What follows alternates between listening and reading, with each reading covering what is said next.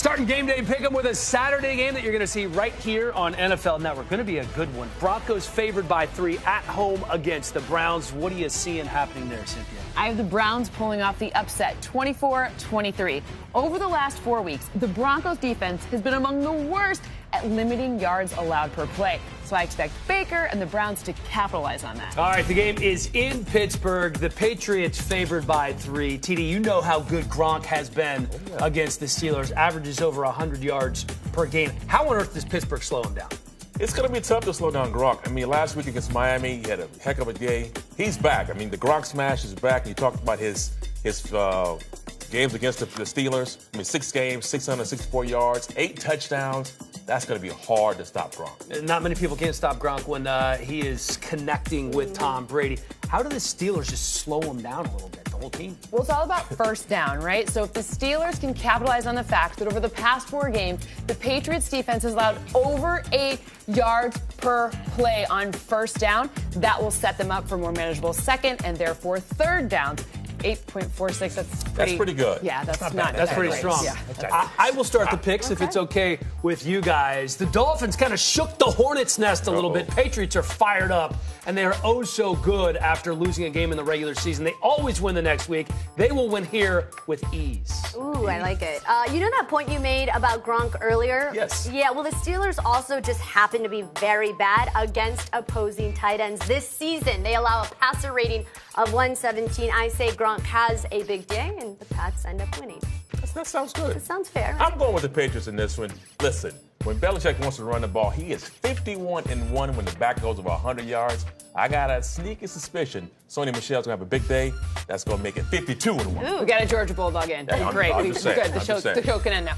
I actually have Patriots only 2-point victory. So you said they were favorites by 3 points. I have 26-24, which is only 2 points. But I have a big game from Juju Smith-Schuster to keep it close. Okay.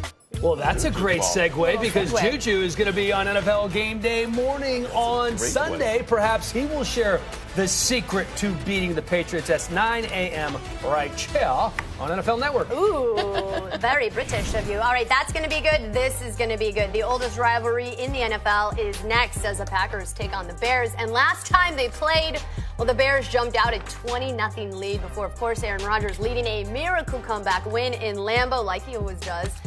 Things are way different now with the Bears leading the division. The Pack's playoff hopes pretty much hanging by a thread. So the Bears are favored by 5.5 at home. TD, Green Bay needs this W to think of the postseason. Can they get it, though, against this Bears defense? Well, they got to take a page out of the New York Giants playbook, who had 3 turnovers and only committed 1. If they win the turnover battle, then I think the Packers have a good shot of hanging in there. Not All right. A good shot. A good shot. Not really, but maybe. All right. We know the Bears' defense is good, but the Bears' offense has had some trouble. Can they get it going this week? Yes, in a short answer. Okay. Look, if you look at where they're vulnerable, they being the Packers' defense, it's really against those first-read passes, and it's against yards after the catch. So you're looking at Tariq Cohen, who happens to be kind of the target, the favorite target of Mitch Trubisky, and you know what? He's great at yards after the catch, so that's the way to get it going. Yeah. All right. So then does that equate to a Bears W at home? Yeah, it does. I have the Bears 24, Packers 21. I think it's closer than maybe some expect, but I definitely think that the Bears come out on top. I'm going with the Bears. The defense, I've seen this defense. It looks like a championship caliber defense. And I know that Aaron Rodgers, 16-4 against the Bears, but this won't be the day. Give me the Chicago Bears. Yeah, look, I know it's Aaron Rodgers, but that Bears defense is stout. I say that the Bears finally get a W on their own home turf against the Packers in 2010. You know, sometimes you just can't go with the favorites all the time. I'm taking Aaron Rodgers over Mitchell Trubisky because of his track record. Give me the Packers in the upset. Meanwhile, in Jersey, the Giants hosting the Titans. Tennessee sitting at 7-6, the 9th seed in the AFC playoff race as of right now. Meanwhile, the Giants have won 4 of their last 5, and somehow they're technically still alive for a playoff spot. The Giants actually favored by 2.5 in this one. Odell Beckham is out for a second week in a row and didn't hurt him too bad last week. Derrick Henry, speaking of last week, went off. 238 yards, 4 touchdowns. Hard to duplicate that. The Titans are going to try and establish that run game for sure. How important is that to their offense? It's important. I mean, when they go over 150 yards, they've won 3 or 4 games. So we saw how important that is. And it also keeps that offense on schedule. They don't throw the ball a whole lot. So if they're running the ball like this, they got a really good shot of winning this game. And you think it's going to come down to third down for both teams, Cynthia? I do. Both defensive fronts are the strength of these teams. So if you look over the past 4 games, you'll see that they're number 1 and number 2 in third down defense. The Giants are number 1, and the Titans are number 2 on third down defense. So the team that's going to be able to extend drives, so you're seeing Saquon Barkley as a clue for who it's going to have to be if it's the Giants. That's going to be the key to this game. All right, I'll start the picks. It's going to be hard to extend drives against this defense. That's the 4th-rated defense when it comes to points allowed in the NFL. Give me the Tennessee Titans. The problem with the Tennessee Titans, they are inconsistent, and they are even more inconsistent on the road. They have more giveaways than touchdowns when they play on the road. Give me the Giants. This is a tough one. No OBJ. That is almost half of their offense.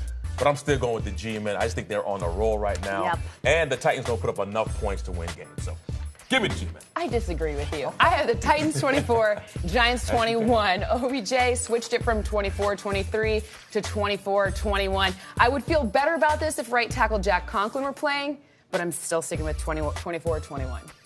I'm excited. This is going to be a good game nonetheless. All right, more game picks in a bit. Let's talk individual performances. More or less time. Tom Brady, Big Ben will combine for 550 passing yards. Give it to me, TD, more or less. I am going more here. 550. I think these two guys. Oh, I'm sorry, less here, not more. I'm going less here because these guys, like I said before, I think it's going to be more of a run game that the Patriots will have. So I don't think Tom Brady's going to put up that many. Big Ben's banged up. Yeah. Okay. How about you, Cynthia? Sure. I feel like you were looking at my card over here because I have more than 550. I have somewhere between 570 and 580 with my projections. I have Tom Brady with close to 300. So that gives you a little bit of a clue there as to who is going to be the better passer. Can't believe you accused TD of cheating. The Bears will No one on this staff cheats. Aaron Rodgers 3 times on Sunday. More or less, TD? I'm going less here. Less than 3. And the reason is Aaron Rodgers is pretty crafty. I think he's a mobile quarterback. You know, he knows how to work the pocket, get out of danger. So I think there'll be fewer or less than 3 sacks. I'm going to agree with you on less than 3 on this one, too. Although I'm a little worried about the Packers O-line, who's been very non-healthy. So I'm saying less. But I have a little asterisk there because if they don't have their full O-line playing... No asterisks allowed in this game. Yeah, there's asterisks there. If you guys can cheat, I can put an asterisk there. Bears, by the way, averaging 3.1 sacks per game this season. All right, finally, Phillip Lindsay, Nick Chubb will combine for 202 scrimmage yards. More or less? I'm going more here. You have 2 guys, 2 explosive running backs, and so I'm going to say more here. Both guys can catch the ball in the backfield, so I'm saying more than 202. I'm giving you the crib sheet for my projections here, and they add up to 175. That's going to be less. That's my answer for that one. There you go. There's the math. No asterisk there, right? Nope, that one's straight up. No asterisk. It's going to be a good one. The Cowboys have won 5 in a row, but they are underdogs in Indy by 3 points. TD, how will the Colts offense attack this Cowboys defense? You attack the Cowboys defense with tight ends. They've given up 78 receptions to tight ends this season. That's 3rd most in the NFL. And by the way, the Colts have a really good tight end, Eric Ebron, 12 receptions. 12 touchdowns. That's pretty good. He's pretty good. He's pretty good. He's on my fantasy team. I've been reaping the rewards of that. Yes, indeed. How about the Colts defense, though? Do they have the chance to be able to slow down Mr. Ezekiel Elliottson? Well, they absolutely do. I want you to circle number 53. His name's Darius Leonard. He's also a rookie. He also plays linebacker. I say also because we've talked so much about the Cowboys and Leighton Vander Esch, who deserve all the praise. But number 53, he's right up there, too. He's a tackling machine. He'll slow Zeke down. It's going to be the defensive rookie of the year, in my opinion, averaging more tackles per game than any rookie linebacker this century. That's pretty awesome. It's fantastic. All right, your pick for this one. I have the Colts 24, the Cowboys 23. It's a close game, but it's really the O-line and the fact that the Colts O-line is going to be a little healthier that solidifies the win. Yeah, I'm agreeing. I'm going Colts here as well. Zach Martin not playing in this game, the first start that he's missed in his career, that will affect the Cowboys' running game. TD? Oh, man, no, I'm going with the Cowboys in this one. Cowboys, they've got a team that is built to travel. They can play anywhere. Good running game, good defense, quarterback that can make plays. Give me the Dallas Cowboys. Add on top that the Colts are a little one-dimensional. You guys aren't scaring anybody with your run game. Plus, T.Y. Hilton has not practiced at all this week. He is questionable heading into the game. Speaking of which, it is time for my favorite segment, On the Hook, presented by Bass Pro Shops and Cabela's. Oh, boy. Upset win this week. Got ourselves a big one this week. It's not a well. But I'm going the Panthers here. You guys remember last year when the Saints swept the Panthers and Cam Newton got that broom from Cam Jordan? He didn't like that. He didn't like that too much. This is a payback revenge game. The Carolina Panthers take care of business at home against the Saints. It could be a king mackerel from a couple in the NFC over to the AFC playoff picture. It could be a swordfish as well. The Kansas City Chiefs currently the top seed. How about those Chargers? They have a chance to get the top seed as well, right there in the middle of that wild card race. All right, let's talk championship chances. Here is a look at Cynthia's championship chances. And this is interesting because you have the Kansas City Chiefs as the top seed, but you don't have them as your best championship chance. That belongs to the New England Patriots. Well, remember, this is the chance to win the Super Bowl all the way.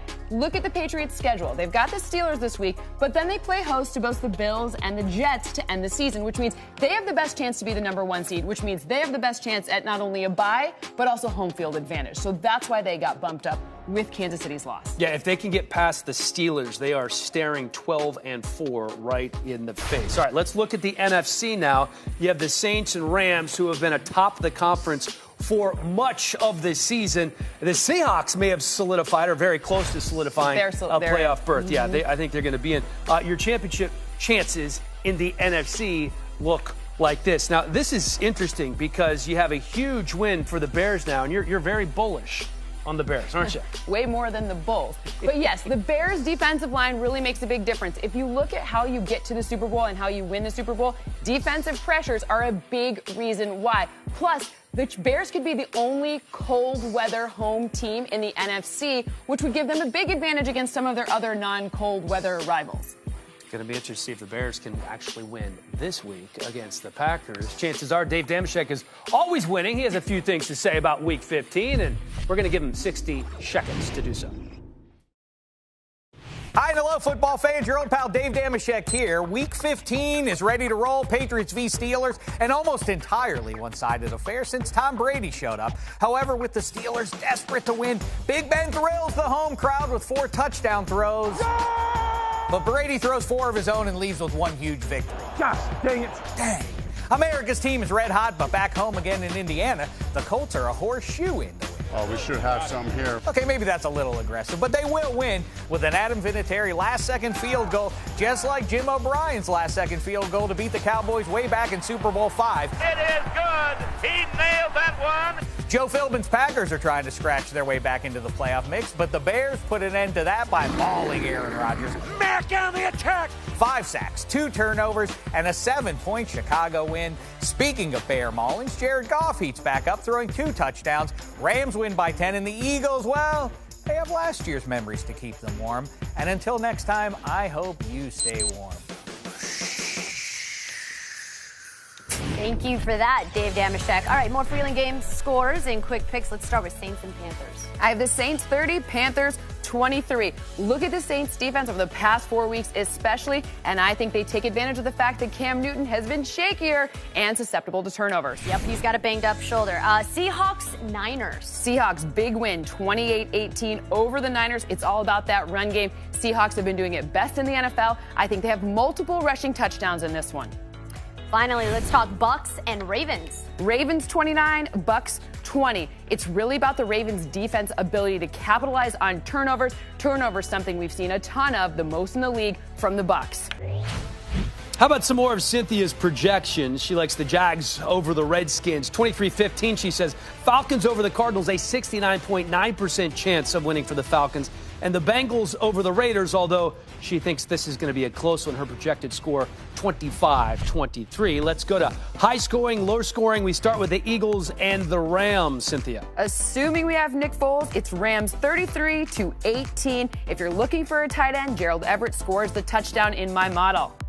Texans and the Jets, what do you think? Another high-scoring game. Texans win 26-19. You want the touchdown here? DeAndre Hopkins. It might even be multiple touchdowns for him in this one. Oh, fantasy owners like that. Finally, Lions-Bills. This one, another high-scoring game. Lions win 23-21. It's ultimately Matt Patricia's familiarity with this team that makes the difference for the Lions and makes Matthew Stafford look great. I was thinking along the same lines. Thank you, Cynthia TD. How about your stone cold lock of the week? My lock of the week, the Houston Texans over the New York Jets here. This Texans defense is still pretty good. They're going to make life miserable for Sam Darnold for the New York Jets. All right, good stuff, gentlemen. It is time for Pick 6. 6 games. Cynthia giving points to each pick. Most confident gets 6. Your least gets 1. Let's start with this game. Cowboys on the road to face the Colts. Okay, so we know I have the home team winning in this one, the linebacker bowl here, but it is the least certain it gets the number 1. Colts, of course, coming out that big win against the Texans. This is going to be a good one. The Saints on the road playing the Panthers. We know you have the Saints winning. I have the Saints winning. Very high projection for them. Yeah. 5. That's really high. You have them winning by 10. All right, the Dolphins face the Vikings. Well, this one, I have the home team winning again. I think the fact that the Dolphins don't bring much defensive pressure means a great game for Kirk Cousins. This one gets the 4. Right in the middle of the pack. All right, Seahawks on the road, Niners. Yeah, this one I think should be probably a bigger differential because it is number 6 by a mile. Seahawks Sorry, Jeremy. On fire. Packers facing the Bears. All right, I got the home team winning this one, and this one is my number 3. Bears looking to get their first W at home against the Packers since 2010, believe it or not. Seems like a long time. Patriots against the Steelers. All right, road team wins this one, and this one gets the 2. I'm less certain than the rest of you guys on that one. All right, so here is your recap. This one, very confident. Again, Seahawks. The lock worked this week. Okay, nice, I like it. And your Cowboys, Colts, very close. You have the Colts winning by 2. All right, take out the pen and paper. Another look at some of our picks. We are split on Cleveland and Denver. We're all buying the Vikes, or maybe we're just shorting Miami. Also split on Dallas and Indy, as well as Detroit and Buffalo. I'm lone wolf in the Packers. I love you, Green Bay. It's all about the Pats in Pittsburgh. The Rams are going to roll, we believe. And TD, the only one on the Cam train this week. Yes, indeed. But I like that one. All right, with that, it is time for our Survivor Pool picks. Survive in advance can only pick a team once, so we're down to the wire. Who do you have? We are. I'm running out of teams. Yeah. The Redskins are on their 4th quarterback. They're playing the Jags. I am going with Jacksonville. Anytime you play with your 4th-string quarterback, it's going to be tough to win a game. I am going with the Falcons only because I just have zero faith in the Cardinals. They're last in their offense. They're last in passing. Josh Rosen playing behind a banged-up O-line. I can keep going on, but we don't have time. Well, I'm going to go with the Texans over the Jets in this one. For me, it's all about their defensive front and their quarterback. For me, Texans. All right, are we ready? What we're all waiting Let's for go. here.